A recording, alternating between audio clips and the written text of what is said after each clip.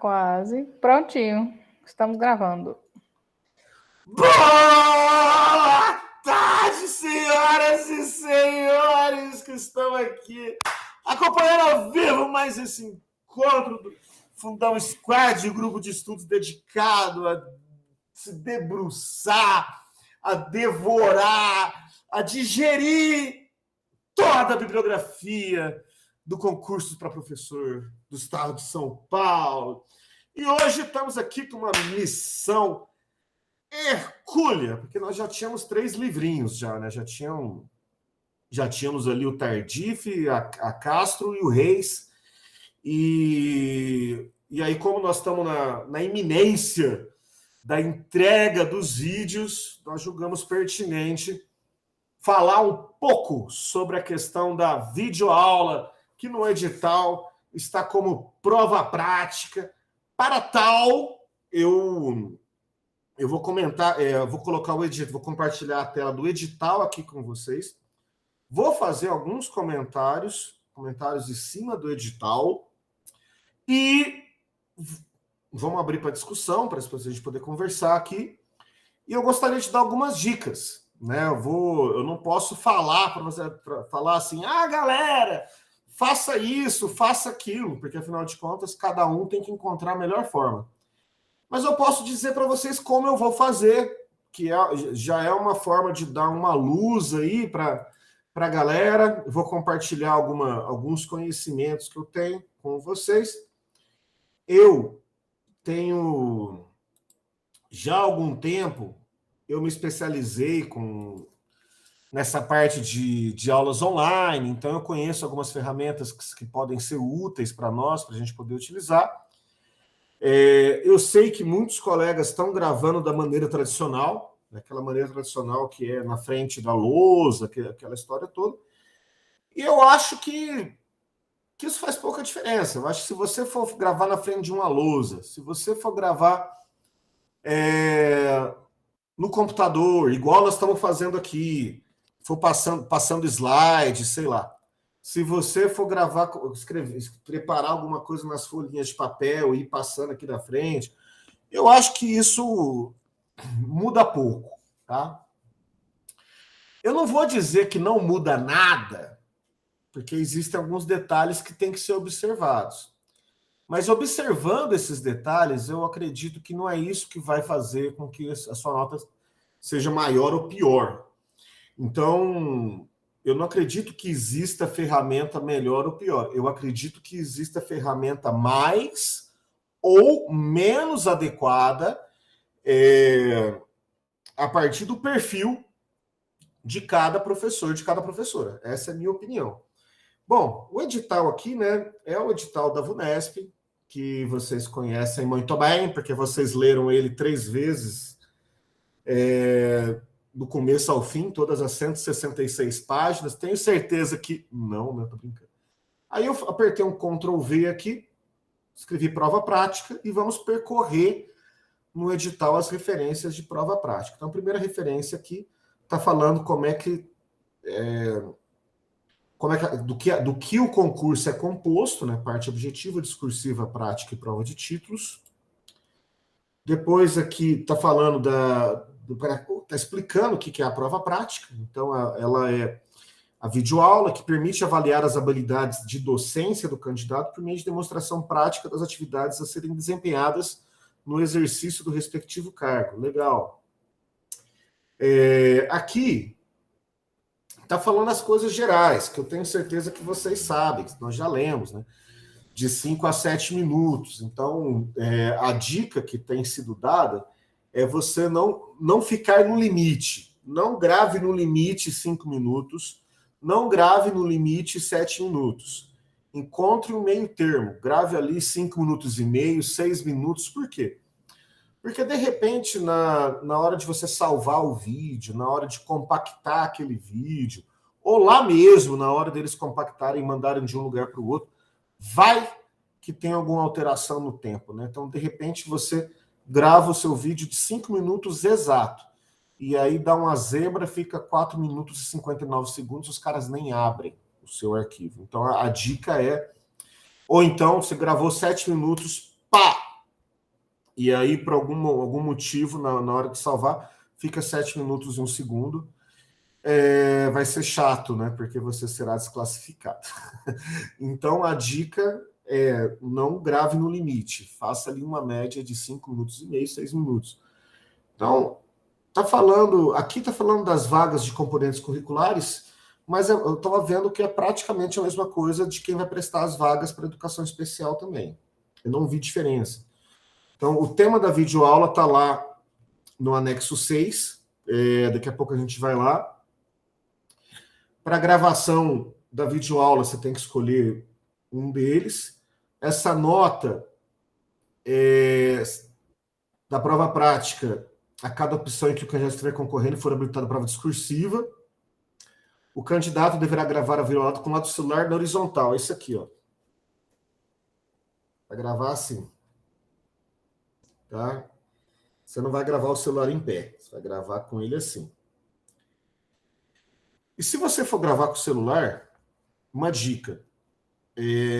O celular, a maior parte dos celulares, ele tem a câmera frontal, que é a câmera de selfie, aqui, e tem a câmera traseira. Geralmente, a câmera traseira, ela é melhor do que a câmera frontal, tá? Então, observe isso. De repente, o seu celular, tanto a frontal quanto a traseira, a câmera é boa. De repente, o seu celular, a câmera frontal, a câmera de selfie tem uma qualidade ruim. Então, aí seria interessante que você, para ter uma qualidade de vídeo melhor, que você organize um suporte ali para que você possa prender a câmera para que ela te filme com a câmera traseira. Enfim. Mas eu quero me ver, eu quero ter minha imagem espelhada enquanto eu gravo. Aí não tem jeito, aí você tem que usar a câmera frontal mesmo. Muito bem. Só que, de uma forma ou de outra, celular deitado, celular na horizontal. A videoaula deverá ser uma simulação de aula, considerando que os alunos estariam ali do outro lado da câmera. É permitida a utilização de diversos recursos de mídia, desde que você apareça na câmera o tempo todo. Na avaliação da videoaula, isso aqui é muito importante, porque as pessoas ficam em dúvida. O que vai avaliar? Bom, vai avaliar o seguinte: apresentação dos conteúdos, retomada e finalização da aula. Verificar se a apresentação das ideias segue uma sequência lógica linear, com início, meio e fim. Então, a sua apresentação tem que ter começo, meio e fim. Apresentação, desenvolvimento, conclusão. Como se fosse qualquer coisa da vida mesmo, né? Tudo da vida tem começo, meio e fim. A nossa aula tem começo, meio e fim. Só que ele quer que a gente planeje esse começo, esse meio e esse fim. Então, você tem que ter na introdução, tem que ser mostrada ali a contextualização, os objetivos daquela aula. Tem que ter um aprofundamento, que na verdade é a aula em si, né? E a conclusão de maneira clara e concisa. Encaminhamentos metodológicos e recursos didáticos digitais. Verificar CA, os caras gostam de mesóclise, olha que loucura. Verificar CA se são utilizadas metodologias que instigam a participação do estudante, aplicando atividades e recursos didáticos digitais condizentes, gráfico, esquema, slide, vídeo, que contribuem para aprendizagens propostas que retenham a atenção do aluno. O Michel Temer adorava mesóclise. E eu tenho certeza que a Marcela Temer, a senhora esposa dele, se apaixonou por ele pelo bom uso da língua portuguesa feito pelo então deputado Michel Temer, né? E depois que se tornou vice-presidente da República e depois presidente da República. Certamente foi a mesóclise que é responsável por tudo isso. Muito bem. Então, aqui, esse ponto ele é interessante porque ele está falando: olha, candidato, olha, candidata. Você precisa utilizar metodologias que instigam a participação do estudante, aplicando atividades e recursos didáticos digitais condizentes, gráficos, esquema, slide, vídeo. Olha, quando ele fala de metodologias, aqui, e quando fala de gráfico, esquema, slide, vídeo, as pessoas estão muito atreladas à questão da tecnologia mesmo, né? Mas não é isso que está falando. Você pode apresentar um gráfico desenhado na lousa. Você pode apresentar um mapa mental na lousa. Não precisa ser no computador ali, assim. De repente, aquela questão das folhas de papel é bacana. Então, por exemplo, você faz um gráfico na folha de papel e se você não tiver uma lousa, você pega, ó, pessoal, não sei o que tem, tá vendo aqui, pá, porque você que vai dar o show. E aí, eles querem saber se você usa essas coisas. Não precisa ser necessariamente, você não precisa ter necessariamente um computador ali fazendo isso por você, mas ele quer saber se você é capaz, se você tem essa habilidade de utilizar essas tecnologias, essas metodologias. E aqui, o etc. Já está avisando. Não se encerra aqui. Não é só isso. Não é só gráfico, esquema, slide e vídeo. Outras metodologias que envolvam a participação do aluno, brincadeira, de repente uma música que você conhece, uma música que você fez ali para poder explicar o macete de uma regra ou dos afluentes de um rio do Amazonas, enfim, sei lá, qual que é a sua matéria, o que você vai fazer. Mas o importante é você fazer uma aula colorida, uma aula interessante. É um negócio que fala o seguinte, ó, se são utilizadas metodologias que instigam a participação do estudante. Se a sua aula é uma aula que é instigante, que vale a pena assistir. Muito bem. Isso aqui é muito importante também. Linguagem, tom de voz e expressões faciais corporais. Gente, a palavra monotonia, a origem epistemológica dela é justamente monotom. Monotom, um tom apenas. Algo que tem um tom apenas é algo monótono. Então, você, enquanto professor, professora, você precisa utilizar todos os recursos disponíveis para você ser compreendido pelo aluno. E utilizar todos os recursos disponíveis envolve você fazer um bom uso do tom da sua voz. Se você passa a aula inteira falando com o mesmo tom desse jeito aqui, a sua aula provavelmente vai gerar sono nos alunos. Sono, na melhor das hipóteses, porque pode ter a hipótese também de algum aluno se matar durante a sua aula, se você é um professor monótono. Então, é importante utilizar o tom de voz. Ele está falando aqui do ritmo, da modulação, do entusiasmo. Se você tem entusiasmo para dar aula. Ele está falando de gesticulação. Ele está falando de expressões faciais. Poxa, é um vídeo. Então, isso aqui são coisas que você tem que utilizar e tem que saber utilizar bem para que isso possa ser utilizado a seu favor. Ai, amorim, eu nunca gravei um vídeo na vida. Tá aí uma excelente oportunidade de você. Você vai planejar um vídeo de 5, 6 minutos. E essas coisas também podem ser planejadas, né? Você também pode planejar como é que você vai se comportar em determinados momentos do vídeo ali, com relação às expressões, com relação ao tom da voz e blá, blá, blá, né? Além da questão do conteúdo, gente, tudo isso aqui, você está vendo, tudo isso aqui é pensado.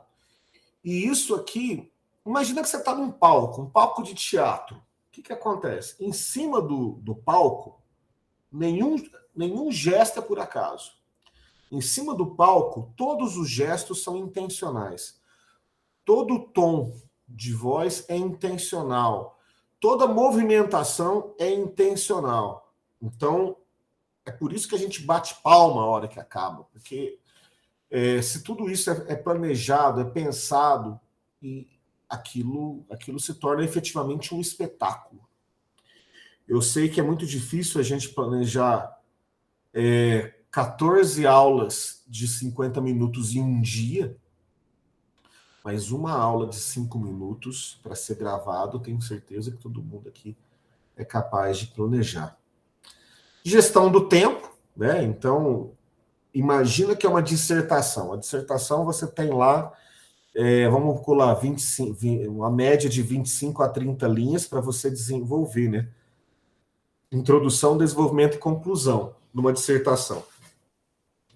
Você lembra, os professores de linguagens e códigos aqui presentes sabem, e os demais provavelmente se lembram, que você não pode. Vamos supor que são 30 linhas o seu texto. Você não pode gastar 20 linhas na sua introdução. Você não pode gastar. Se a sua redação tem 30 linhas, você não pode gastar 15, 20 linhas na sua conclusão. Então, se você vai escrever um texto, a distribuição das linhas equivale aqui à questão da distribuição do tempo. Então, numa redação de 30 linhas, você vai usar lá 5, 6 linhas para introduzir. Talvez nem isso, talvez 3, 4 linhas para introdução. Você vai utilizar mais umas 4, 5 linhas para conclusão, o resto é desenvolvimento. Para que serve a introdução? Para dizer oi, para contextualizar. Para que serve a conclusão? A conclusão aqui ela serve para poder fechar o assunto, amarrar, né? O resto é desenvolvimento. Então, quando você vai pensar em a sua aula, e a sua aula tem 5 minutos, você não vai gastar mais que 1 minuto na sua introdução. Você não vai gastar, você não deve, né?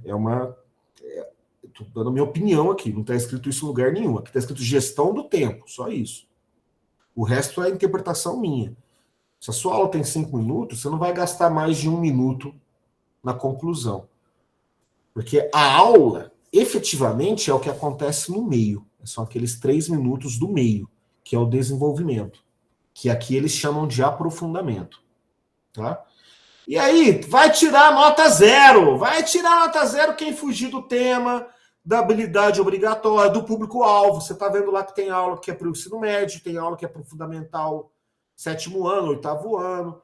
Então, se você fugir do público-alvo, se você fugir do conteúdo, da disciplina, né? O cara, no meu caso, minha aula de história, aí de repente eu começo a fazer uma ponte, fazendo uma ponte com a filosofia e com a sociologia, aí de repente eu estou falando mais de filosofia e sociologia do que da minha matéria, da matéria para a qual eu me inscrevi, né?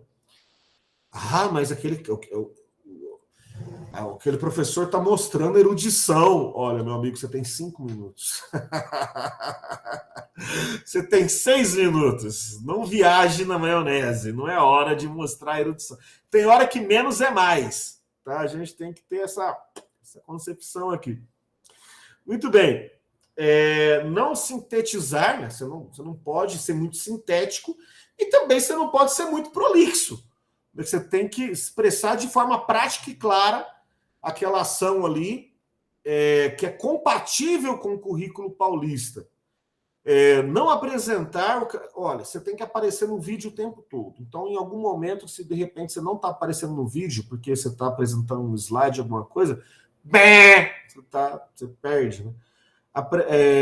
Se o vídeo tiver baixa qualidade de imagem e áudio, se tiver incompleto ou com imagem e áudio danificada. Cuidado com isso.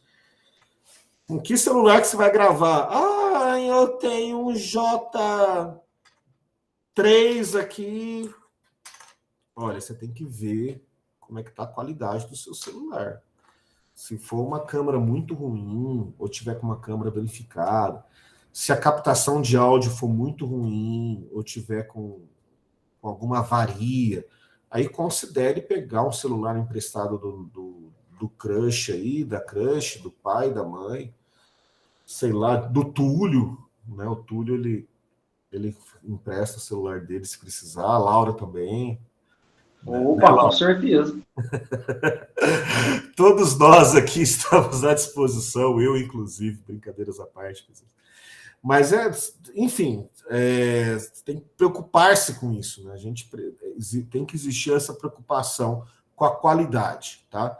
Você não tem que apresentar um negócio ali nível Steven Spielberg, você não tem que pegar você não tem que ter um iPhone, mas você tem que ser audível o seu conteúdo e a imagem tem que estar ok. Muito bem. Vai tirar 0 se tiver menos que 5 minutos, vai tirar 0 se tiver mais que 7 minutos.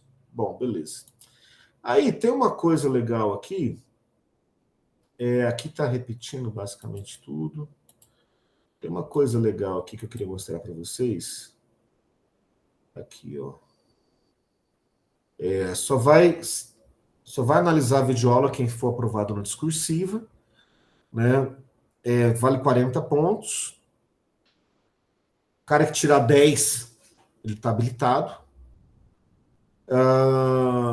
Aqueles que estão habilitados na prova prática permanecem concorrendo às outras etapas do concurso. Logo, se você não tiver habilitado na prova prática, você não continua concorrendo nas outras etapas do concurso. Se você plagiar, você vai se dar mal, então cuidado com plágio. E eu queria comentar isso aqui com vocês. Isso aqui nos ajuda a ter clareza sobre o que fazer. Imagina que isso aqui é uma planilha que o cara tem lá, na hora dele analisar a nossa aulinha. Então, aqui está dividido em alguns critérios, alguns dos critérios que ele falou lá em cima. Então, primeiro critério, introdução, contextualização dos conteúdos, aprofundamento e conclusão da aula. Então, vai ter o critério com relação à introdução, contextualização. São 3 coisas aqui, aprofundamento e conclusão da aula. Aí ele vai olhar, imagina aqui, ó, ele vai olhar se ele vai marcar o seu nome. Você está assistindo, ele está com a prancheta com o xerox disso aqui. Aí ele vai marcar um xizinho aqui na primeira linha, na segunda linha ou na terceira linha. Olha aqui, na primeira linha. Apresenta ideias seguindo uma sequência lógica, linear, com início, meio e fim, contemplando introdução, contextualização, objeto de aula, aprofundamento, conclusão de maneira clara e concisa. Então, se você fez tudo isso, ele vai colocar um xizinho aqui para você. Mas vamos supor que você não conseguiu fazer tudo isso, que você fez mais ou menos. Ele vai marcar um xizinho na segunda linha. Apresenta as ideias de maneira parcialmente lógica e linear, sem muita clareza em alguns momentos. Então, ou seja, se você foi meia boca, você vai ter um xizinho na segunda linha. Agora, se você for ruim a dar com pau, eles vão colocar para você aqui na terceira linha. Apresenta as ideias de maneira confusa, sem sequência lógica, sem clareza e sem linearidade. Então, olha o que você tem que perseguir. Aqui está muito claro o que você tem que perseguir com relação à introdução, contextualização dos conteúdos, aprofundamento e conclusão da aula. Você tem que apresentar as ideias seguindo uma sequência lógica, linear. Linear é de linha, é uma linha, ó. Imagina uma linha. A linha do tempo, começo, meio e fim. Nasce, cresce, amadurece e morre. Sabe? Começo, meio e fim. Então, se você pensou essa sequência, se na sua introdução você contextualiza o assunto, se você deixa claro o objetivo da aula na introdução, se o seu aprofundamento usa as metodologias sugeridas, se a sua conclusão ela realmente conclui, ela faz um fechamento bacana, que isso se dá de maneira clara, se dá de maneira concisa, ele vai marcar o xizinho na primeira linha para você. E aí já é meio caminho andado, viu? Olha os outros critérios, ó. Encaminhamentos metodológicos e recursos didáticos e digitais. Agora, especificamente com relação àquela parte dos recursos. Também nós temos 3 lugarzinhos para fazer xizinho aqui. O primeiro lugar é o top das galáxias, o segundo lugar, a segunda linha é meia boca, a terceira é ruim a dar com pau. Então, na primeira linha aqui, ó, utiliza metodologias que instigam a participação do estudante, aplicando atividade e recursos didáticos digitais. condizentes, gráfico, esquema, slide, vídeo, que contribuem para a aprendizagem proposta e que retenham a atenção dos alunos. Se você fez isso, ele marca o X na primeira linha. Agora, utiliza a metodologia porém, conjunção adversativa, mas porém, no entanto, entretanto, todavia, esses encaminhamentos, em parte, se desconectam das aprendizagens propostas. Então, você fez, mas não fez direito, né? Você teve uma intenção boa, mas não rolou do jeito que tinha que rolar. Agora, se você não utiliza essas metodologias, aí você está no sal. Depois, ó, linguagem, tom de voz, expressões faciais e corporais. 3 lugares para os caras marcar aqui, ó. Demonstra linguagem, clareza, coerência, variação. Tom de voz, entusiasmo, ritmo, modulação. Postura e gestos adequados, alternando-os de acordo com os momentos da aula e promovendo por meio de questionamentos uma interação. Olha só, isso aqui é legal, porque vamos supor que você está em dúvida. Ele falou que é para você fingir que a galera está te assistindo, que a galera está do outro lado da câmera. Aí, né, de repente, você pode se sentir meio bobo em estar fazendo perguntas retóricas, né, para pessoas inexistentes. Não se sinta bobo. Ele está falando para você fazer isso. Olha aqui, ó. Promovendo por meio de questionamentos uma interação entre os estudantes e o conhecimento. É pergunta retórica. Olha, na sala de aula, você faz pergunta, as pessoas também não respondem. É só você fazer a mesma coisa que na sala de aula. Você faz a pergunta, ninguém vai te responder também, é igualzinho na sala de aula, não vai mudar nada. Então você tem que... Faz uso da linguagem adequada, claro, blá, blá, blá, blá, blá. Aí, se você fizer isso, você vai ter um xizinho aqui. Depois, se você não fizer isso direito, tentar fazer e não conseguir ou fazer meia boca, vai ser aqui embaixo, ó. Demonstra postura, com certa dificuldade em alterná-la de acordo com os momentos da aula, dificultando em parte a compreensão e a interação. Então, em parte. Agora, se você mandar muito mal, ó, demonstra dificuldade na linguagem, postura e gestos que não se alternam de acordo com os diferentes momentos da aula. Gente, eu insisto. A aula é um show. A aula é um show. Você vai gravar o seu show. O seu show tem que ser igual ao da Shakira? Olha, se você tiver habilidades semelhantes às habilidades da Shakira, o seu show pode ser parecido com o da Shakira. Mas tem que ser um show. Ai, professor, eu não sei cantar nem dançar. Tá bom. O seu show pode ser um show igual ao do João Gilberto. Ele também não sabe cantar nem dançar, mas ele é um exímio violonista. Se o seu estilo é mais João Gilberto, então apresente-se como João Gilberto, mas dê um show. Se o seu estilo é igual, sei lá o quê, igual, imagina aí qualquer músico, musicista, dupla, banda, cada um tem seu estilo. Cada um tem seu estilo. Então, se você, às vezes, você é uma pessoa mais séria, e aí você vai tentar ser engraçado, vai ficar ruim. Às vezes, você é uma pessoa mais lúdica, aí você vai tentar parecer sério, pode ser ruim também. Cada um tem seu estilo, só que é o seguinte, dê o melhor de si. Essa é a ideia. E você tem que ter a sua voz, a sua forma de se comunicar, que não é a minha, que não é a da Laura, que não é a do Túlio, que não é a do Fabrício. Cada um de nós aqui, nós temos um estilo completamente diferente um do outro. E cada um é excelente no seu próprio estilo. Modéstia.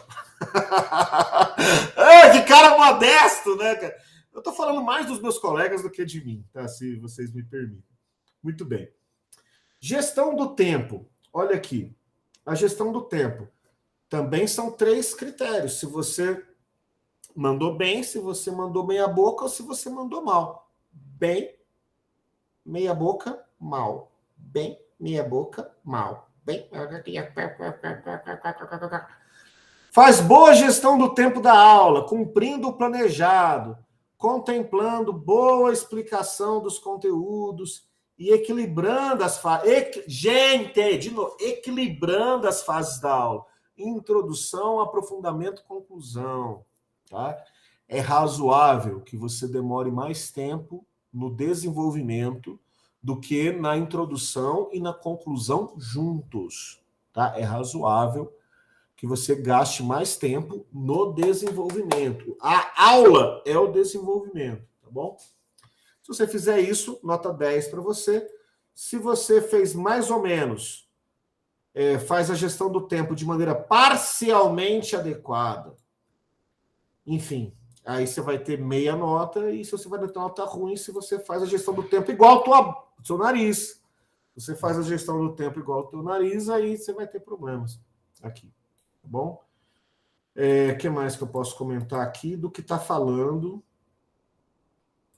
No anexo 6, tá aqui os temas para você escolher, né? Então, se você é de artes, você tem esses temas aqui. Se você é de biologia, você tem esses aqui, e assim por diante. Muito bem. Saindo do edital, eu quero mostrar um negócio para vocês. Eu quero mostrar a ferramenta que eu vou utilizar para dar aula. É uma ferramenta gratuita. Ela chama-se StreamYard. Deixa eu compartilhar minha tela. Por que eu acho ela interessante? Porque ela grava. Então, eu não vou usar o celular. Por quê? Porque eu estou muito acostumado em fazer live, igual eu estou aqui com você. Ó.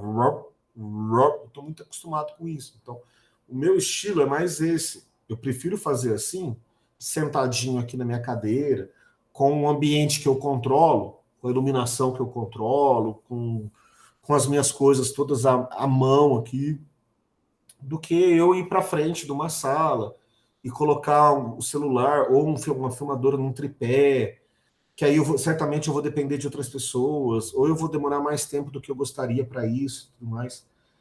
Então, deixa eu mostrar aqui o que eu vou fazer com você. Então, lá, vamos ver, compartilhando. Vocês estão vendo a minha tela aí. Eu vou digitar aqui, ó, StreamYard. Na verdade, é só StreamYard, depois eu mando o link lá, o resto aqui é porque eu já tinha entrado mais cedo. Bom, ele vai pedir meu e-mail, você tem que logar através do e-mail. Ele vai mandar um código de login para o meu e-mail. Estou abrindo aqui, isso aqui. Você não tem que baixar, essa chatice aqui é a única coisa que você tem que fazer. Aí vocês vão ver todos os e-mails que eu não respondi. Tá lá, tudo esperando eu responder. Depois do concurso eu presto, eu respondo. Aqui eu pego o código de login, vou lá, colo o código de login aqui, entrei no StreamYard. Essa ferramenta, como eu disse, a gente usa bastante para poder criar lives. Então, esses erros aqui são as páginas, né? Então, deixa eu conectar a página do Facebook do Carlos Amorim. Cliquei aqui, ele vai conectar, tal. Mas para gravar, você não precisa nada disso. Eu estou só mostrando aqui que ela pode aparecer isso aqui para você, mas como é que você vai gravar a sua aula? Você vem aqui e coloca criar. Aí vem aqui e coloca gravando. Teste prof. É a gravação. Ele vai entrar no estúdio.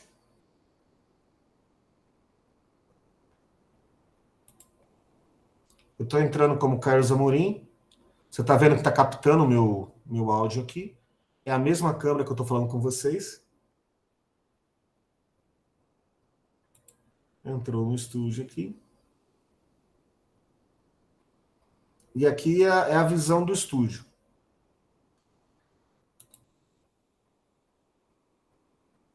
Então, aqui, isso que vocês estão vendo é o que vai ser gravado.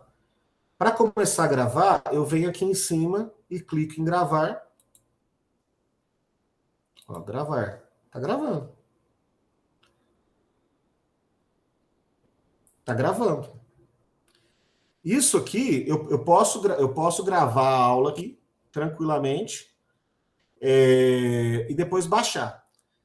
Você está vendo que está um pouquinho travadinho, por quê? Porque a minha máquina está fazendo 2 streams ao mesmo tempo. Está fazendo o stream da aula e o stream dessa gravação.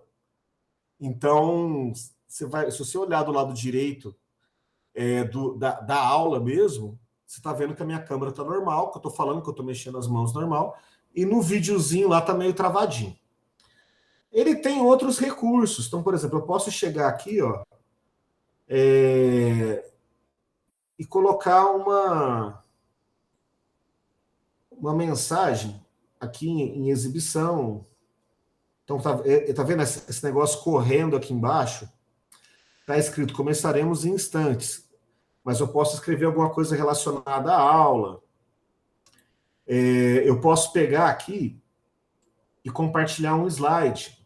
Aliás, eu posso compartilhar a tela do meu computador aqui. Por exemplo, eu posso preparar os meus slides. Ó, eu tenho um slide aqui, eu vou usar ele agora só para você ver como é que é. Aí você está vendo, ó, que eu permaneço lá na tela e o meu slide está aqui. Eu posso ir dar aula normal. Eu continuo aqui e meus slides estão sendo apresentados. Eu posso voltar para a tela. E depois que eu voltei, eu vou lá e concluo a gravação. Aonde que essa gravação vai ficar? Essa gravação vai ficar aqui mesmo na ferramenta. Eu volto no painel de controle.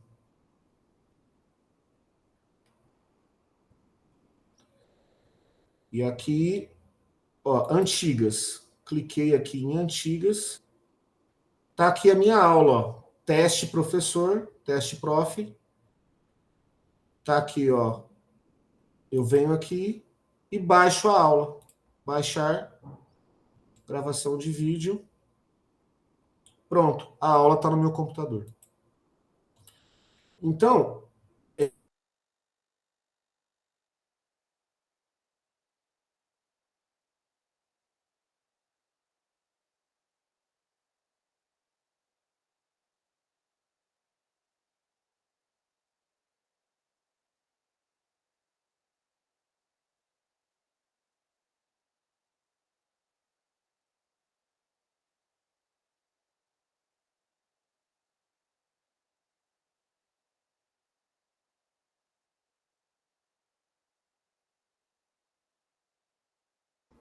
voltei, pessoas, voltei. Mas, ó, é que a hora que eu fui fechar o StreamYard, eu acabei fechando o Meet também. É uma ferramenta gratuita, muito fácil de utilizar. Então, se alguém se sentiu à vontade de utilizá-la e quiser saber mais, pode me chamar no privado que eu oriento quem precisar para poder usar essa ferramenta. Agora, tirando isso, independente do que você vai fazer, muita atenção com o áudio e com o vídeo. Dicas simples de áudio. Faça um teste do áudio do seu celular. Se você vai gravar com o seu celular, ou se você vai gravar no computador, faça um teste de áudio do seu celular, do seu computador, e veja como é que tá.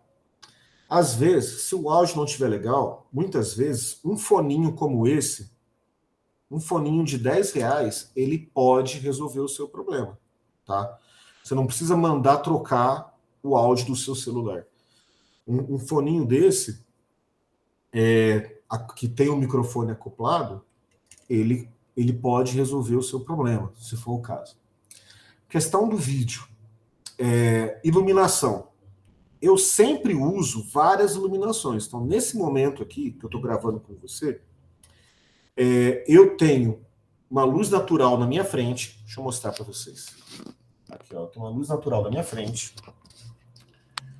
Eu tenho a luz ambiente. Tá lá. E eu tenho uma contraluz aqui atrás, ó.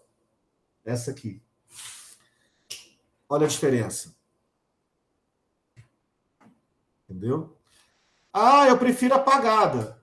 Eu uso a contraluz por uma questão de gosto mesmo. Então, assim, eu tenho 3 pontos de luz para gravar a aula com vocês aqui. Ah, mas eu não tenho nada disso. Não tem. Qual que é a melhor luz que existe? É a luz natural. A melhor luz que existe para você gravar é a luz natural. Então, de repente, você foi gravar no computador, você vai gravar no celular, você pode gravar de frente para uma janela. Se tiver de dia, lógico. Você vai gravar de frente a uma janela, num horário que não vai estar tendo barulho, né? Se você mora numa rua barulhenta, não resolve. Né? Mas, ou seja, a luz natural, ela costuma resolver muito dos problemas. E qual que é o melhor horário? Assim que amanhece e no final da tarde. Então, se você pega ali a melhor luz que existe é ali das 6h30, 7 horas da manhã. É uma luz clara e que ela não é forte, ela não é uma luz que cega. Né? E às 5 horas da tarde, 5h30 da tarde. Tanto é que os fotógrafos chamam essa da tarde, essa 5h30, chama de Golden Hour, que é a hora dourada, é a melhor hora para você tirar foto e fazer tomadas ao ar livre. Então, é tudo coisa simples, só que melhora a sua qualidade técnica na hora de você gravar, na hora de você apresentar ali. Se você estiver inseguro, se você estiver insegura, junta os colegas, junta 2, 3 pessoas e vão gravar juntos. Um ajuda o outro, vocês trocam impressões, mas não se esqueça, o que é o principal? O principal é a sua preparação. Você vai preparar a sua aula com antecedência. Não adianta você preparar um negócio gigantesco. Você vai preparar um negócio para 5, 6 minutos ali e vai apresentar aquilo de maneira clara, concisa, planejada, principalmente, para você ter sucesso lá na hora da sua gravação. Tá bom, pessoas? Falei. Quero ouvir vocês. Vocês querem comentar a respeito disso? Querem perguntar alguma coisa? Morim, Oi. como que é em questão do uso de edição? Olha, lá tá falando que é o seguinte, você tem que estar aparecendo num vídeo o tempo todo. Eu imagino que o correto é você fazer uma única tomada.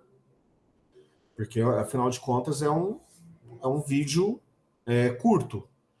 Eu não sei se seria legal a pessoa ficar editando e colocando cortes no meio da gravação ali, mesmo que, apesar dos cortes, a pessoa apareça o tempo todo, eu acho que isso pode prejudicar de alguma forma, porque pode dar uma ideia de artificialidade ali. Então... E de dar indício que você não dá conta de controlar o tempo, né? Exato. Tempo. Você viu que nós não encontramos isso escrito nos trechos que a gente leu, só que não me parece uma boa. Não me parece uma boa saída. Cara, tem que ser o seguinte, ó. Vocês assistiram 1917? O filme que perdeu o Oscar para o Parasita? Esse eu não vi. Cara, é um filme inteiro, uma única tomada. Nossa! Uma única tomada, cara. É uma coisa maluca. Lógico que tem edição, né? Mas a impressão que a gente tem é que não tem edição nenhuma. Ela é inteira. E isso dá um efeito fodido. Normalmente, grandes cineastas, quando querem causar um impacto, faz uma cena chama one shot. faz uma cena de 10, 15 minutos, de uma tomada só. O primeiro cara que eu vi fazer isso foi o Alfred Hitchcock, no Não, Janela eu vi Indiscreta. esse filme sim. Agora eu puxei aqui, eu tinha esquecido. Eu vi esse filme sim. Filmão, hein? Netflix, não é? Tem na Netflix. Então, se você fizer uma tomada só, você vai... Eu acho que é o esperado. Eu acho que é o esperado. E eu acho que aumenta a sua credibilidade, aumenta a credibilidade do candidato. Ele fez um corte. Eu tive que fazer um corte, porque eu gravei um começo que ficou muito bom, mas o final não ficou tão bom. Aí eu fiz um corte ali. Não recomendo, mas eu não sei se um corte nem sei se o cara vai perceber, né? Dependendo ali da situação. Mas ele fala, cuidado com as interrupções, né? Então, de repente, o corte fica mal feito e se prejudica. Então, meu conselho é faz direto. E aí, turma? Alguém aqui já gravou?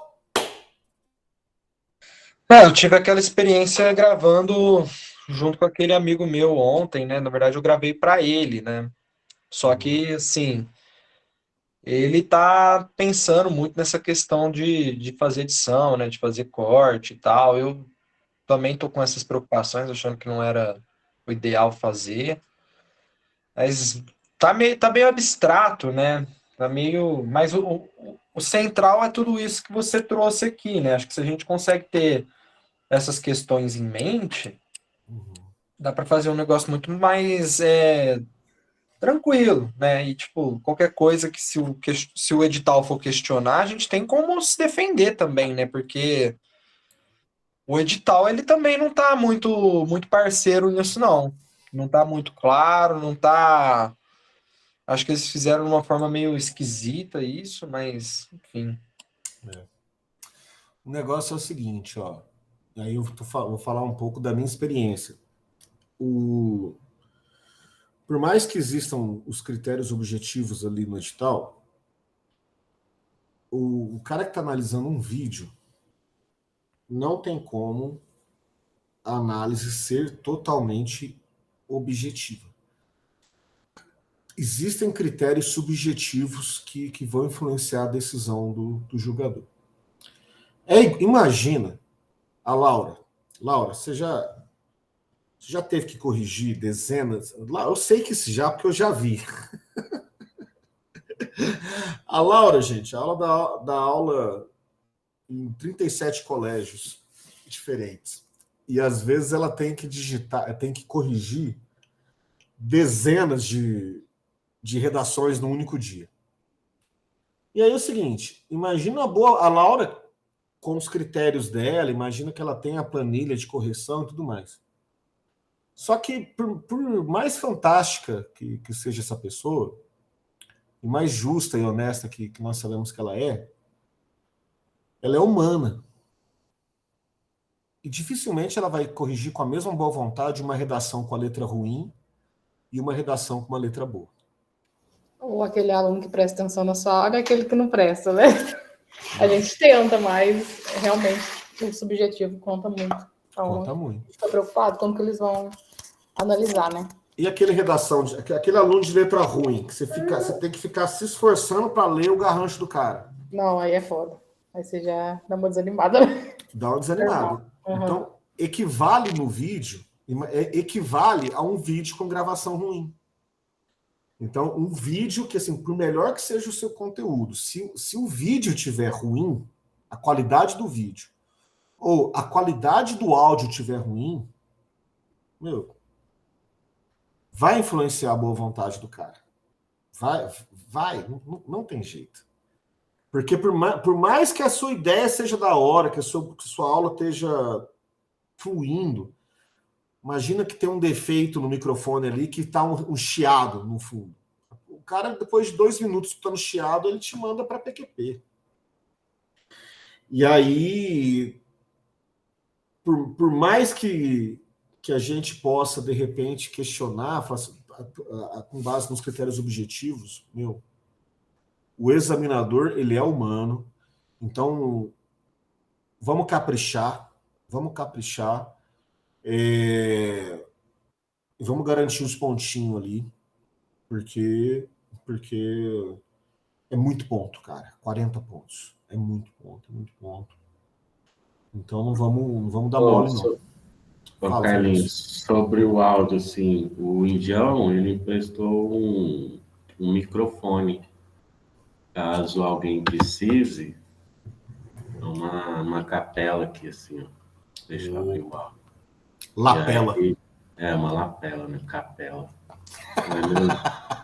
Minha câmera não quer abrir, por quê? Ah, tá. Aqui, ó. Aí, ó. Isso. Aí quem precisa. Esse aí é bruto, hein? Esse aí tem até a pilha no meio, não tem? Sim. Tem um... Esse aí é excelente, cara. E aí coloca aqueles de... Coloca aí no pescocinho, no gargalo, e aí quem precisar aí, conversa com ele, acho que ele não vai estranhar ou declinar, não. Me fala uma coisa, você vai utilizar isso aí ligando direto no celular?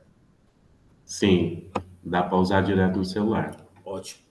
Porque e aí o áudio sai perfeito. Nossa, é perfeito. Se você usar Nossa, é outro esquema mesmo. Agora é o seguinte, quem for mexer com edição de áudio, então, por exemplo, tem... Aí fica à disposição aí pro pessoal, quem precisar e tal. Eu converso aqui com ele. Show de bola, show de bola. Fechou.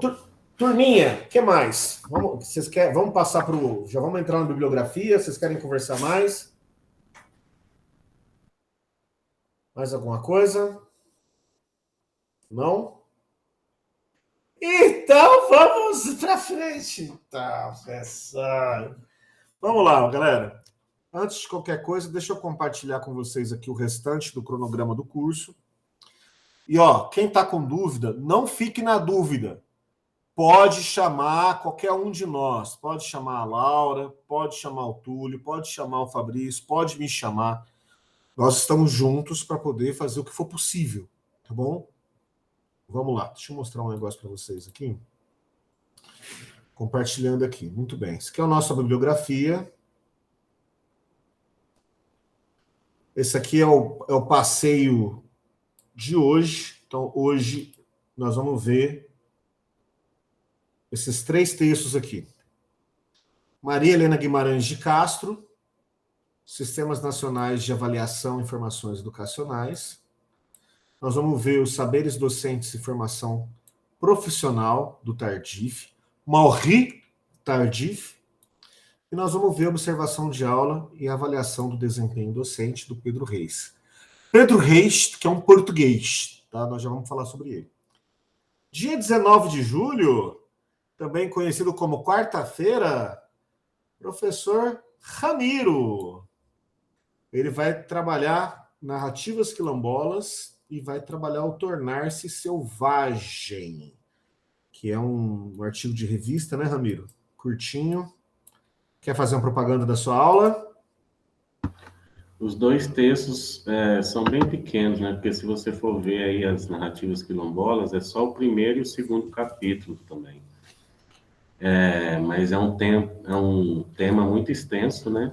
Vasto, sobre as narrativas quilombolas e uma pedagogia voltada para as comunidades quilombolas. Mas é um tema muito interessante e também bem atual também, né? Sobre a diversidade, e sobretudo as comunidades, né? E o outro texto é sobre as questões indígenas também, que é uma autora indígena. Enfim, existe protagonismo dessas populações nos 2 textos. É bem interessante aí. Achei muito bom mesmo os 2 textos. Quarta-feira, tamo junto. Tamo junto. Galera, como são textos pequenos, não deixem de ler antes da aula do professor Fabrício, porque isso enriquece muito a experiência de quem está assistindo.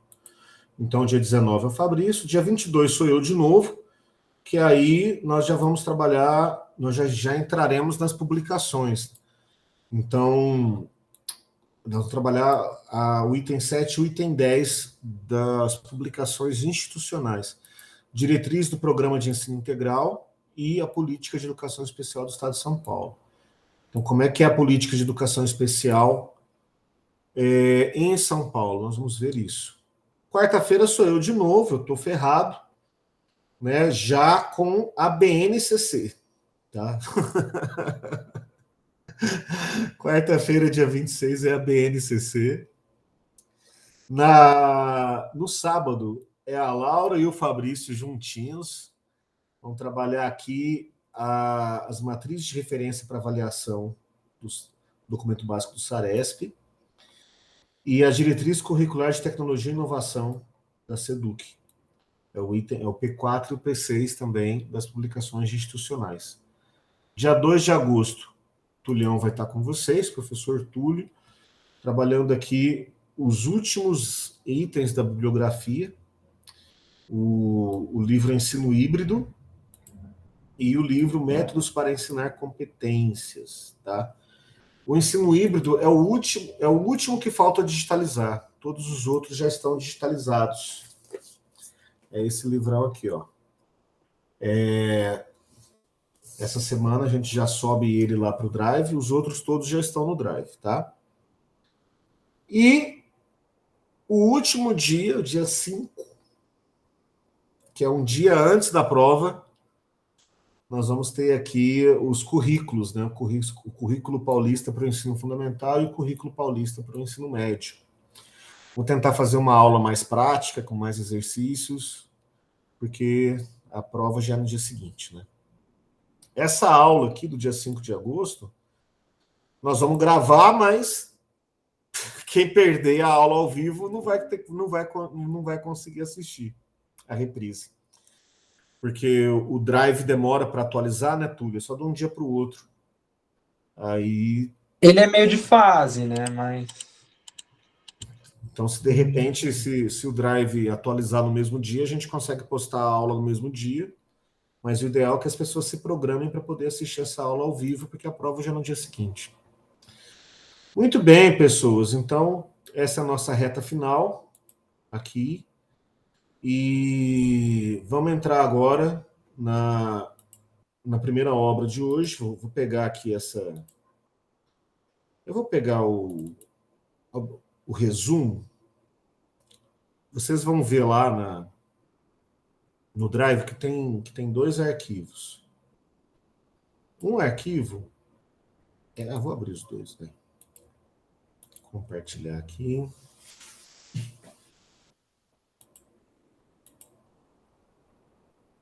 Compartilhando.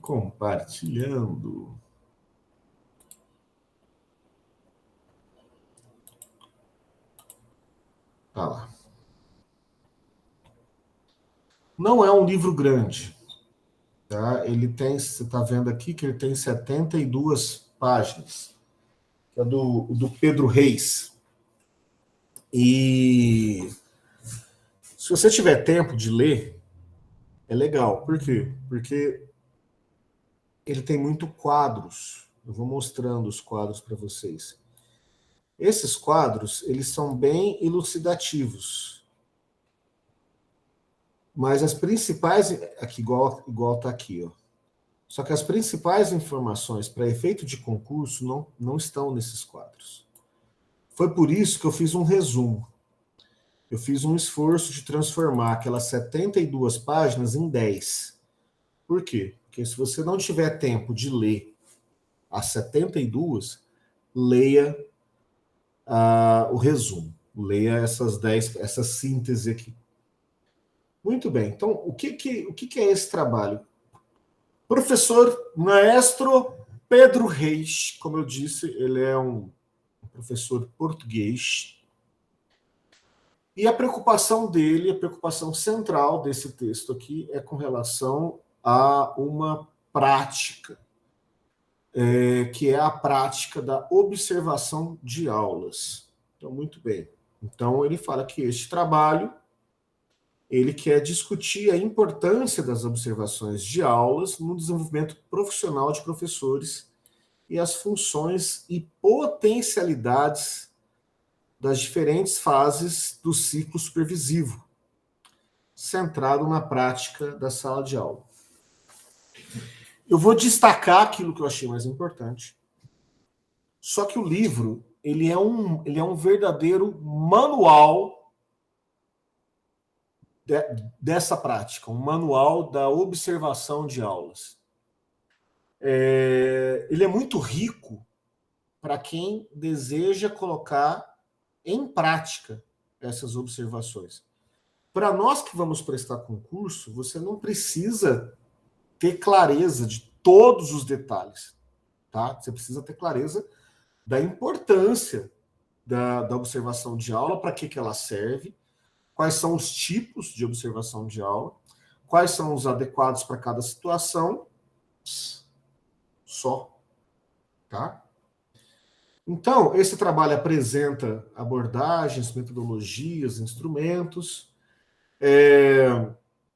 fala de diversos instrumentos que pretendem apoiar a comunidade educativa, piriri pororó. E isso aqui é legal. Fala que... Deixa eu pegar uma caneta aqui. Oi. Aqui. E já fala que o sucesso de uma observação de aula baseia-se na seleção e na adaptação rigorosas dos instrumentos de acordo com o contexto. Deixa eu grifar instrumentos aqui. De acordo com o contexto, as fases do ciclo de supervisão, o foco da observação e as necessidades específicas de cada professor. Então, cada coisinha aqui, ele explica no texto. Então, ele vai explicar. Ele vai falar do contexto, ele vai falar desse ciclo de supervisão. Então, existe um ciclo que ele vai descrever aqui. O foco na observação e a necessidade de cada professor. Aqui são os pressupostos que basearam esse trabalho. Aqui está falando em quando que se usa. Quando que se usa uma observação de aula? Por vários motivos. Você pode usar a observação de aula para você poder... para fazer um processo seletivo de professor. Você pode fazer observação de aula para poder identificar um problema que existe ou com determinada sala de aula ou com determinado professor, professora. Você pode usar a observação de aula para poder identificar boas práticas e reproduzir essas boas práticas, e nesse sentido dialoga com o livro do Doug Lemov, o Aula Nota 10. Então, o livro Aula Nota 10, ele é todo inteiro fruto de observação de aula. Então, qual que era a intenção do Lemov? Você observar os melhores professores e identificar quais eram as práticas dessas pessoas, para poder reproduzir para os outros professores. Então, enfim, tem vários motivos para usar a observação. E aqui, gente, só uma observação. Está escrito em português de Portugal, então você vai ver que tem muita coisa aqui que está... De repente você vai ter a impressão que está escrito errado, só que não é que está escrito errado, está escrito no português corrente deles lá, tá? Então, ele fala do modelo clínico. O que é o modelo clínico? É esse modelo tradicional de observação de aula, tá? E ele diz que esse modelo clínico é o melhor. Porque o que é o modelo clínico?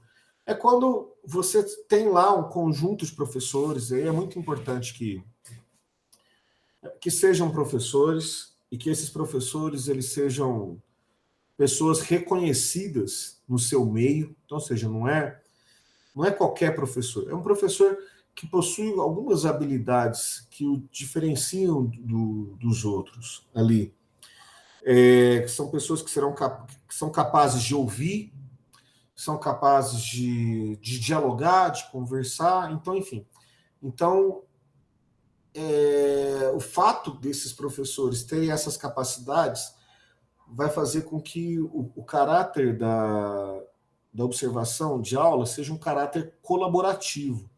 Então, ele diz que é muito ruim quando, por exemplo, você tem lá um diretor da escola, um coordenador da escola, te observando como se fosse ali um como se você estivesse fazendo uma coisa errada, né? Ele acha legal que aconteça isso, né? Que tem esse ciclo supervisível. Como é que é isso? Tem várias formas, tem a formal e a informal que nós vamos ver. Mas o normal, tem uma conversa antes, estabelece quais são os critérios que serão observados, e aí, na sequência, combina se vai ter intervenção, se não vai ter intervenção. Depois que assiste a aula, combina o tempo que vai durar a observação.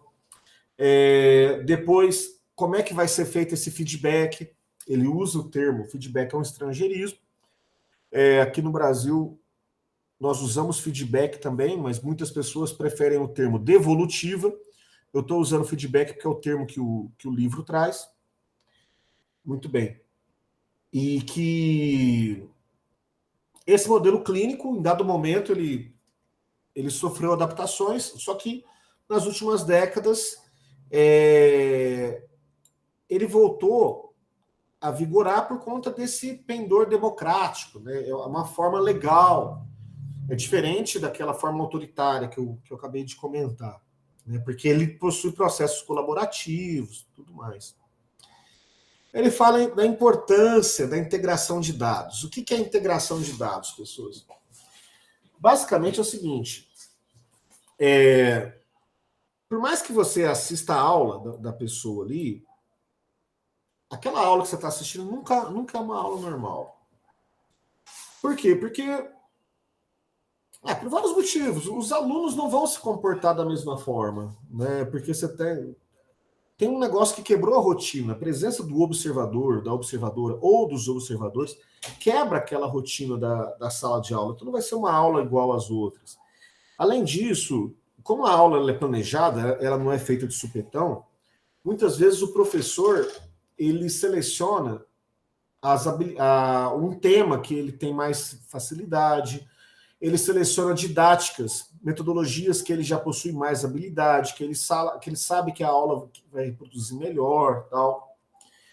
Então, você não pode analisar a aula isolada, só ela. O ideal é que tenha outros elementos. Quais são os outros elementos?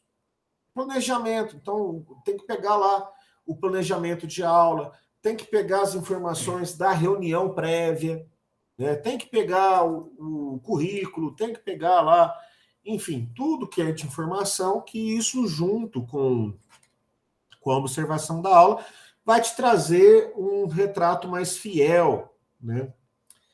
Muito bem. Aqui na introdução ainda ele traz algumas observações, tal. E o livro dele fala bem disso aqui mesmo. Ele fala que existe um desconforto. Olha aqui, ó. Por vezes, os professores revoltam-se contra a avaliação das suas aulas por pessoas as quais não reconhecem competência e que utilizam critérios considerados pouco apropriados. Efetivamente, alguns observadores não tiveram qualquer formação. E o que ele responde? Fala, olha, observação de aula tem que ser uma coisa comum dentro da escola. A única forma da gente resolver esse problema é que aconteçam mais observações de aula e que os professores sejam formados. Eles têm que passar por um processo de formação, porque se não fizer isso, realmente vai ficar prejudicado. E é bem nesse sentido mesmo que ele escreve esse livro, né? Porque ele quer contribuir com a formação dos observadores, para que isso aconteça melhor. E o professor geralmente tem uma imagem negativa com relação à observação. Geralmente a gente se sente vigiado, tal. Existe um desconforto. Mas a forma de acabar com isso é essa aqui que ele descreve como alteração das relações de poder. Vai lá, Tulhão. Vai nessa. Abração. Tamo junto. Tamo junto. Valeu. Então, essa alteração das relações de poder entre os mentores e supervisores, dando oportunidade a estes últimos, né? Os últimos são os professores aqui, selecionar os observadores. Então, ou seja, quem que vai observar a aula? Então, isso pode ser tratado antes. Então, se os professores, os supervisores, eles equilibrarem essas relações de poder aqui, o resultado vai ser melhor. Os resultados serão melhores. Muito bem. Eu estou levando em consideração, pessoal, para poder organizar esse resumo, a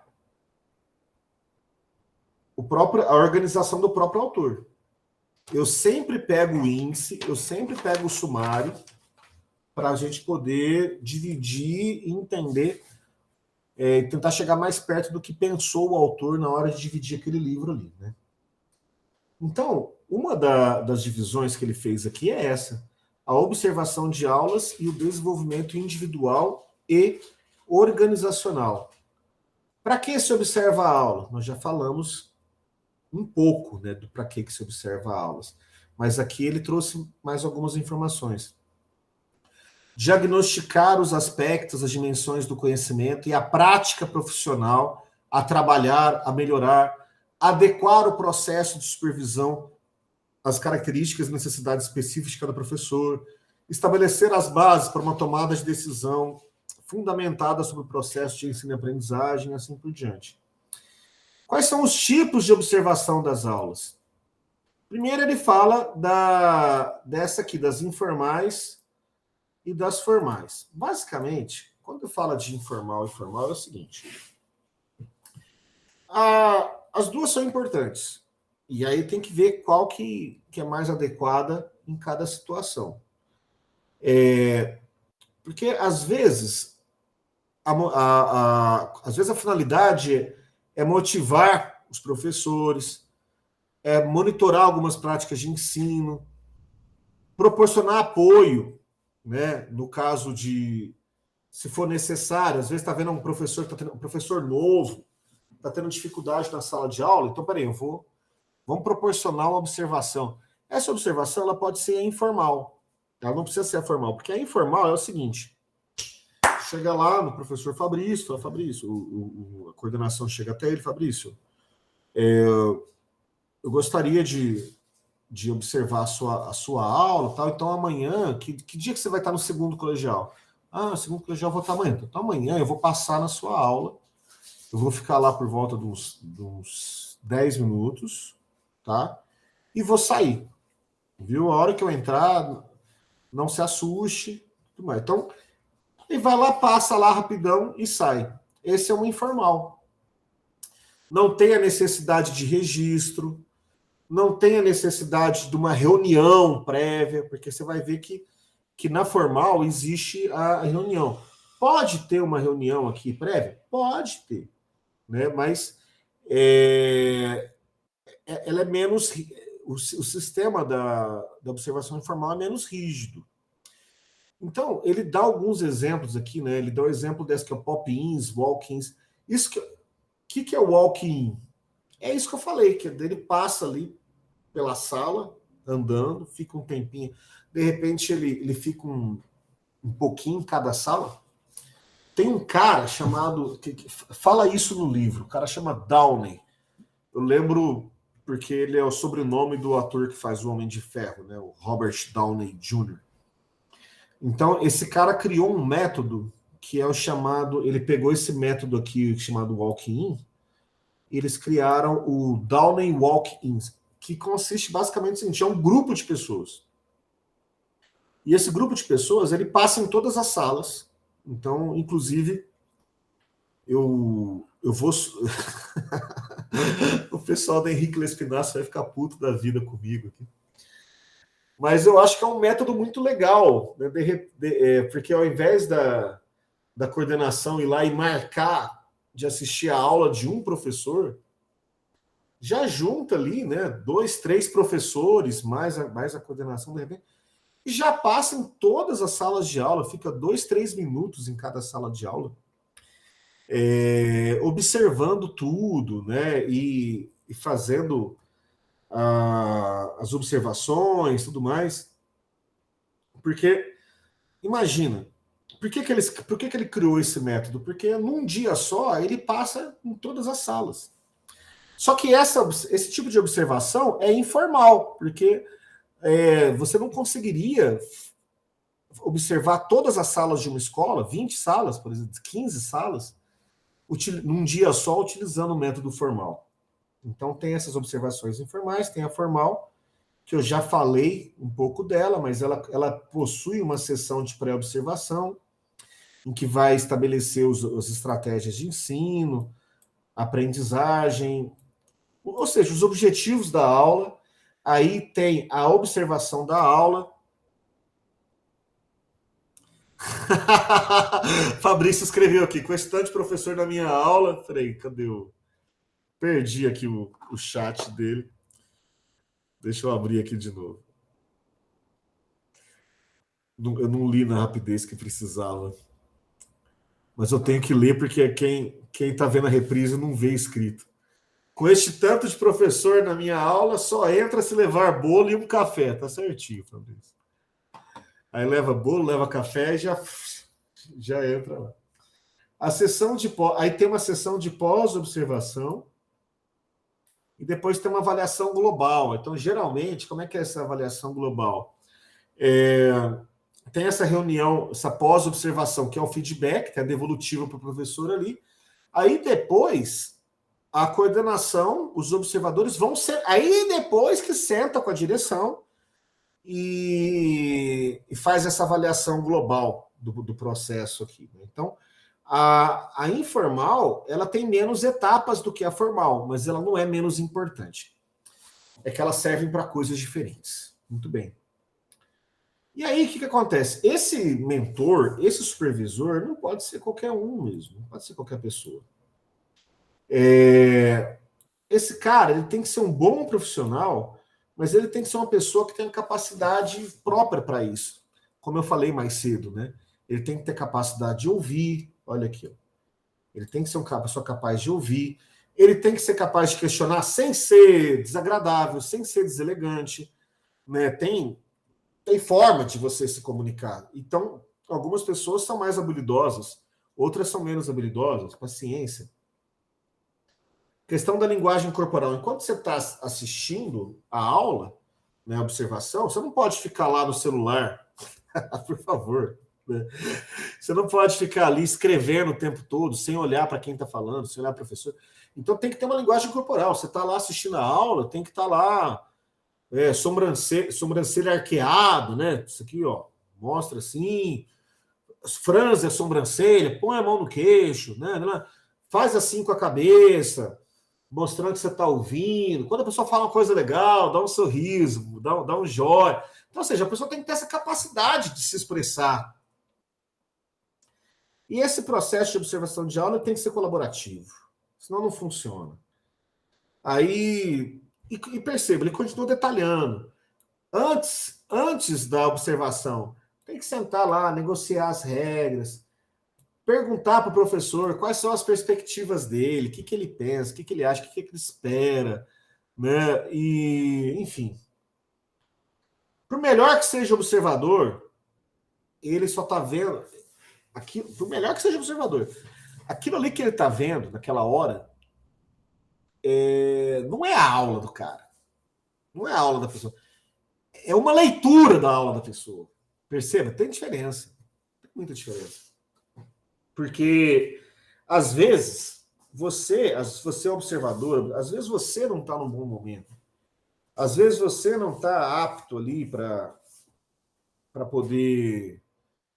Às vezes você não entendeu alguma coisa, às vezes você não entendeu a proposta do professor. Então, tem que saber... a observação não é definitiva. Ela é uma fotografia. Que às vezes nem foi bem tirada. Às vezes ela foi mal tirada. Ela é só uma fotografia. Então, tudo isso tem que estar na mente, tanto de quem avalia, como de quem é avaliado. Aí está falando de algumas práticas aqui. Da frequência. Qual que é a frequência correta para essas observações, né? Então, ou seja, olha, você acabou de ter a aula, você não pode esperar passar um mês para dar o feedback. O ideal é que isso aconteça ali depois. Acabou a aula, para conter aquela ansiedade, chega e fala coisas boas para o observador, mesmo que seja para quem foi observado, no corredor ali e tal, e marca uma reunião, marca uma devolutiva para o dia seguinte ou para o outro. Mas não pode esperar passar muito tempo, né? Quando que vai fazer? Qual que é o tempo ideal, a periodicidade ideal? Olha, se for um professor no começo, ali, de repente você faz uma vez por semana, faz semanal. Se é um professor mais experiente, de repente você pode fazer a cada 3 meses, enfim, isso vai variar. A observação, o tempo da observação também varia, né? Ela, dependendo do que você do que você quer, se é informal, se é formal, ela pode variar ali de 3 minutos até uma aula inteira. Então, de repente, isso vai ser combinado antes também. Nesse formato de que passa por todas as salas, é 3, 5 minutos em cada sala. De repente, você só quer ver alguns aspectos específicos da aula, você combina com o professor, que você vai ficar 15 minutinhos lá. Agora, se o observador quer avaliar a aula inteira, começo, meio e fim, ele fica a aula inteira. Alguns aspectos, né, que pode observar. Aqui, ó. Você tem que ter um foco definido, você não vai chegar lá para avaliar tudo. E esse foco você define antes, com o próprio professor. Tem que evitar as observações livres. Então, você pode querer ter alguns espaços ali, eles chamam de grelha. Na verdade, grelha é uma grade, né? Então, ou seja, é uma folha previamente. Deixa eu mostrar para vocês aqui. É uma folha previamente que o cara vai preencher. Então, cadê o índice aqui, ó? Grelha de observação de fim aberto. Vamos lá, 30.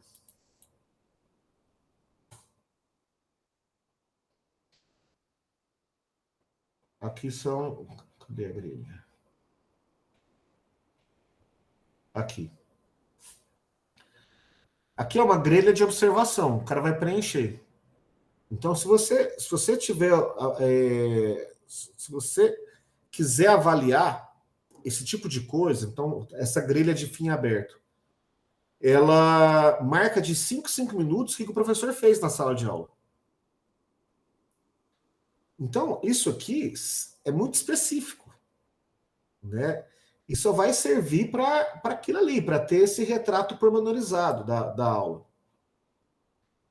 E esse semiaberto, planeamento, né? Planejamento e preparação, metodologias de ensino, interação professor-aluno. Então, ele é semiaberto porque ele traz ali o tópico e aí você escreve nos comentários específico com relação àqueles comentários. Ele está falando que esse tipo de aberto aqui tem que ser evitado. Por quê? Porque fica um negócio muito solto. E que para a aula ter sucesso, ela tem que ter critérios muito bem definidos. Para a observação ter sucesso, os aspectos observados têm que ser muito bem definidos.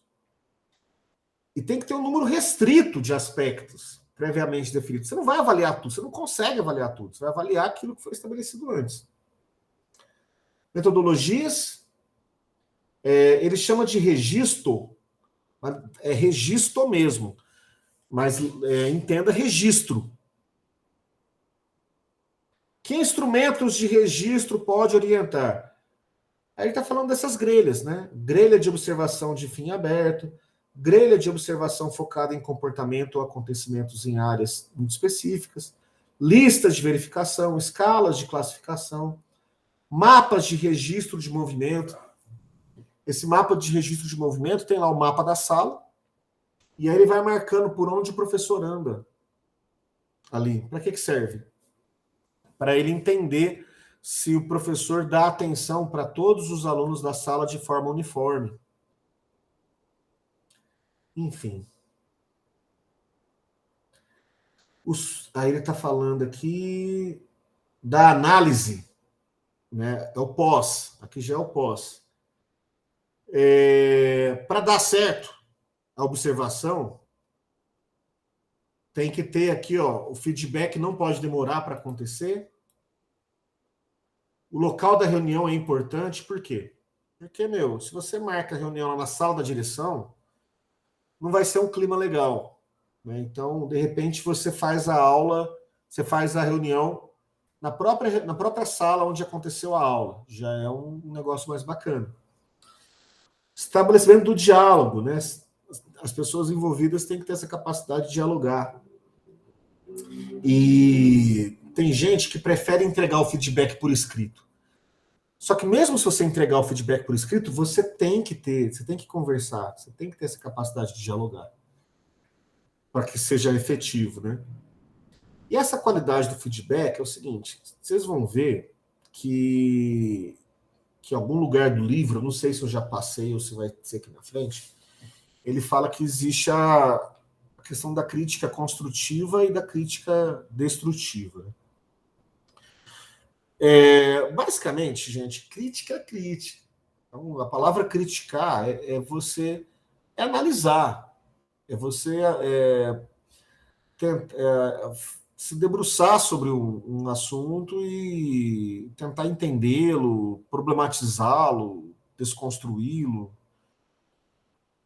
A questão de ser construtivo ou destrutivo é a forma como isso acontece. Então, se você faz isso de maneira agressiva, centrando nos pontos fracos, essa crítica vai soar destrutiva. Agora, se você faz isso analisando com técnica, começando falando as coisas boas, deixando que o professor fale, né? Às vezes o professor mesmo, às vezes ele chega e fala, nossa, eu acho que eu não fui bem em tal hora. Isso vai fazer com que o feedback seja mais interessante. Muito bem. Relação entre reflexão e desenvolvimento profissional de professores. Reflexão na ação é fundamental na superação de situações problemáticas. Então, nós não vamos conseguir superar situações problema sem reflexão. Então, aquilo que é problemático na sala de aula tem que ser alvo de reflexão, tem que ser alvo de pensamento. E às vezes, quando a gente quer soluções diferentes, nós precisamos fazer coisas diferentes. Aquilo que te trouxe até aqui não vai te levar até o próximo estágio. Então, só que isso é complicado, porque a maior parte dos professores não quer sair da zona de conforto. A pessoa está lá naquela zona de conforto, ela não quer mudar. Ela está acostumada a fazer as coisas da mesma forma e não está muito predisposta a mudar, né? Então, a observação, ela é uma forma de mexer com isso, de dar uma chacoalhada nessa zona de conforto, e ela vai ajudar muito nessa autoformação do professor. O professor, ele precisa se formar continuamente. Inclusive, é o que o Tardif vai falar. Muito bem. Sem a realização de análises organizadas e disciplinadas sobre a experiência, limita-se o ensino a uma mera rotina e reduzem-se consideravelmente as oportunidades de aprendizagem. Eu grifei essa frase porque eu gostei muito dela. Acabei de falar disso aqui também. Contudo, o processo de desenvolvimento pode ser difícil e complexo, pois envolve alterações de diversos níveis. Acabei de falar isso, né? Níveis de crença, de conhecimentos, de práticas. Raramente implica substituição completa de modelos didáticos, envolvendo, isso sim, então, ou seja, não é para o professor mudar completamente o que ele pensa e o que ele faz. Não. Mas algumas coisas podem ser reposicionadas. Esses reposicionamentos, eles são progressivos, eles são aos poucos, né? E isso resulta na melhoria da prática docente, a melhoria para todos, né? Para o próprio professor, para a escola, para os alunos. E é isso aí. Muito bem. O feedback, eu falei que ele pode ser construtivo ou destrutivo, né? Mas ele também pode ser confirmativo ou corretivo. O que significa isso? Confirmativo professor Fabrício, show de bola, você está de parabéns.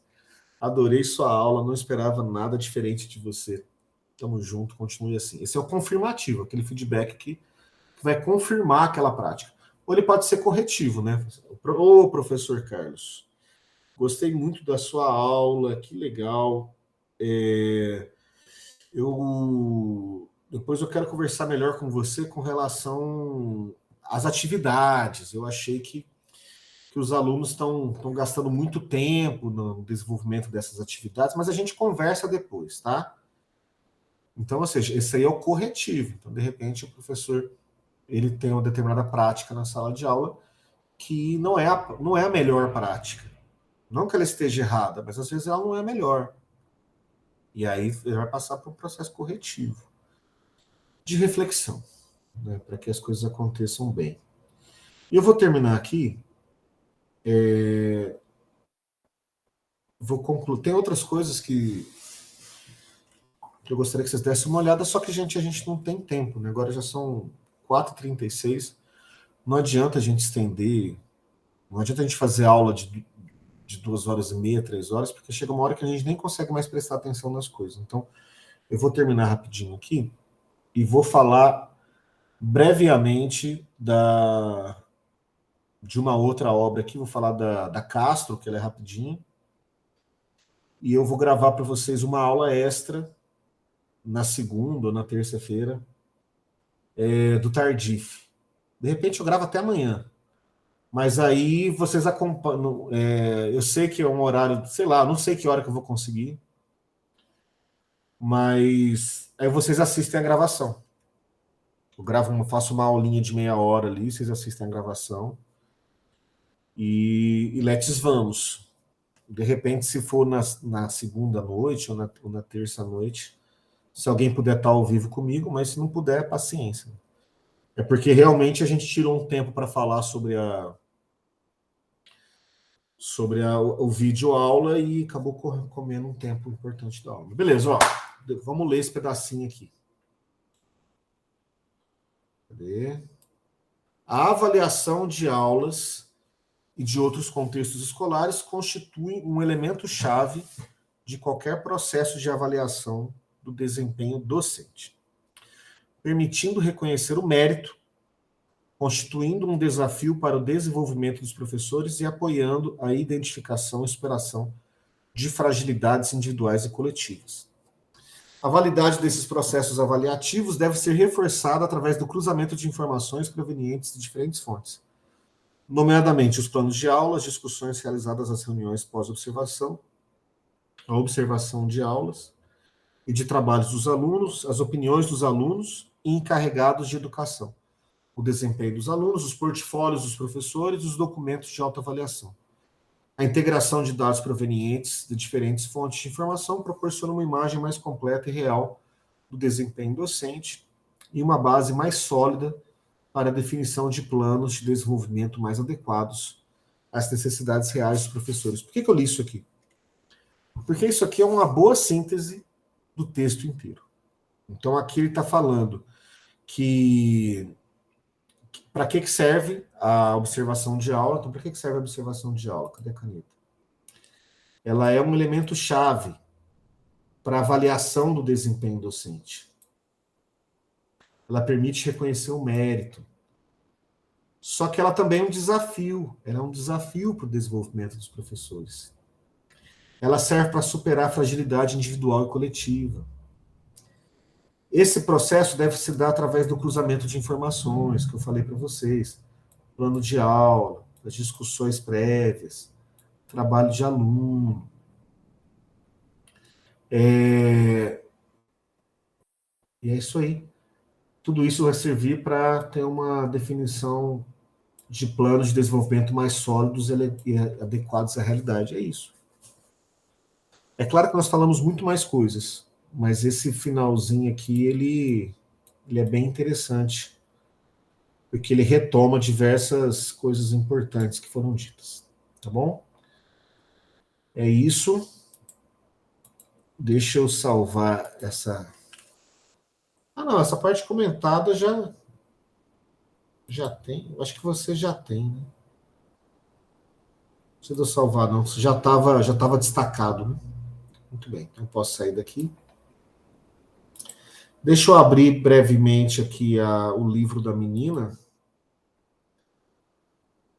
Cadê aqui? Observação de aula. Sistemas Nacionais de Avaliação.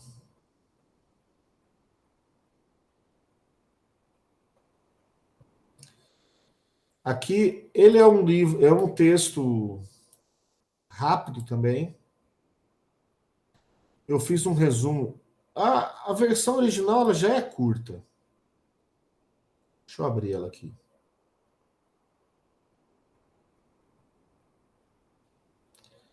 Só que a diagramação dela está com a letra muito pequena e está em 2 colunas.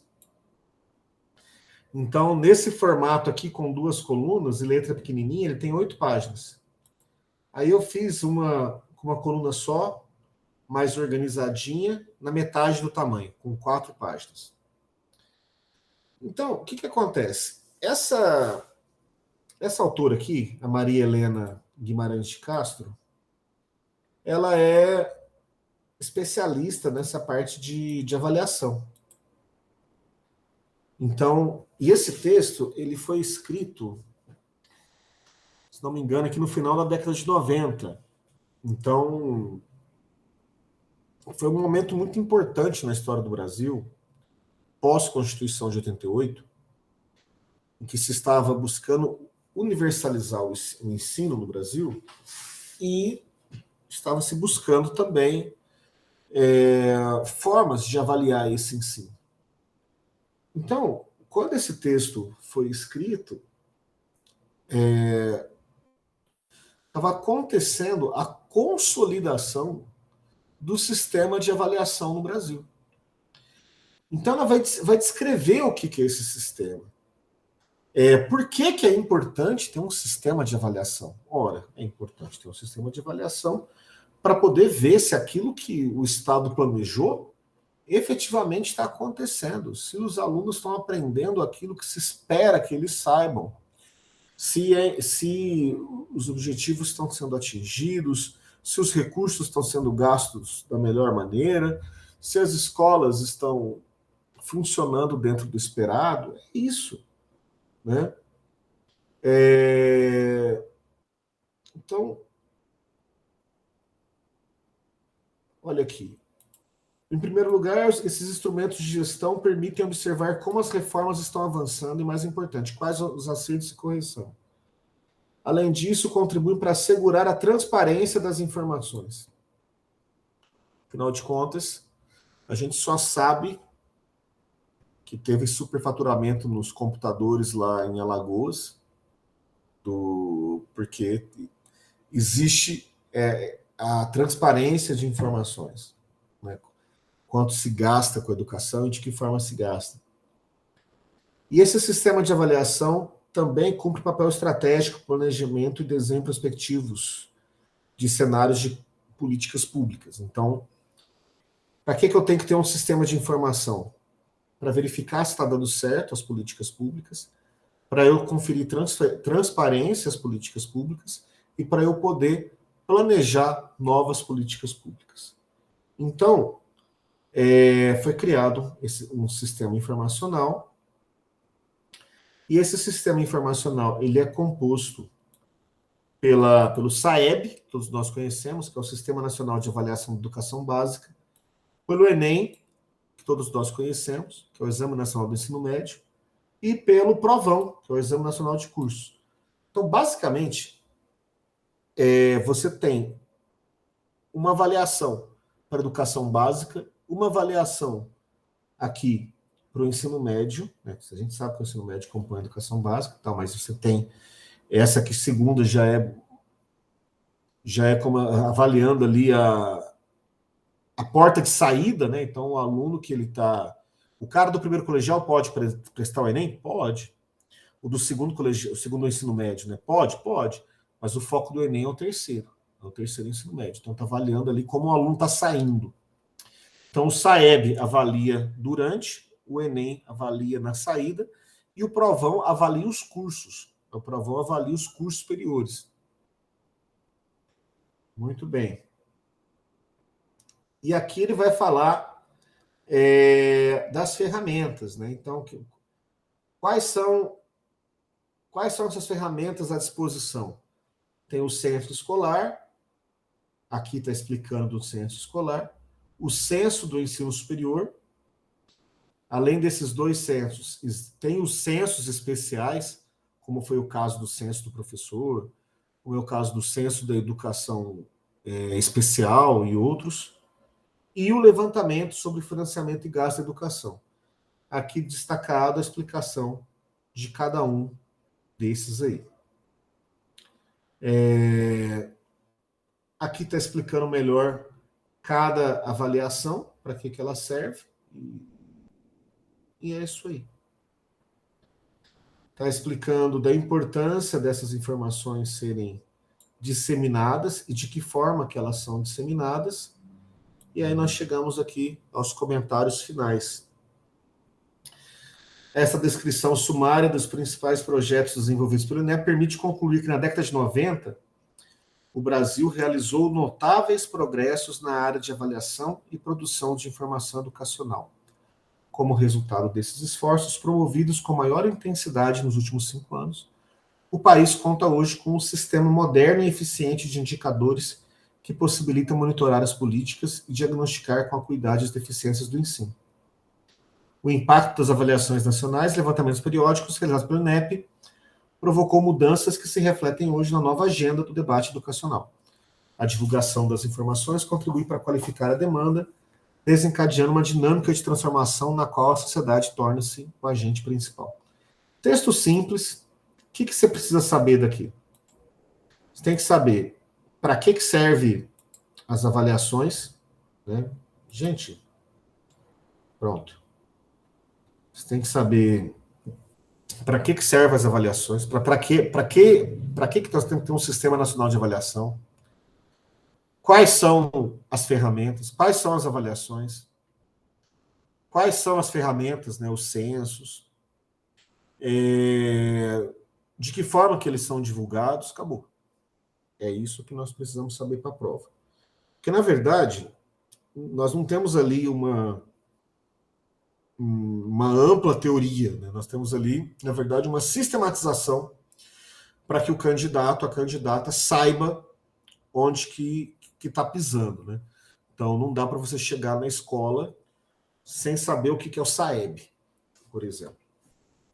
Então, o aluno já chega, ele coloca na bibliografia, porque o professor já vai chegar lá sabendo do que se trata e para que serve. Basicamente, essa é a ideia. Tá bom? Pessoal, eu pretendo encerrar agora e depois eu gravo uma aulinha do Tardif. Pode ser?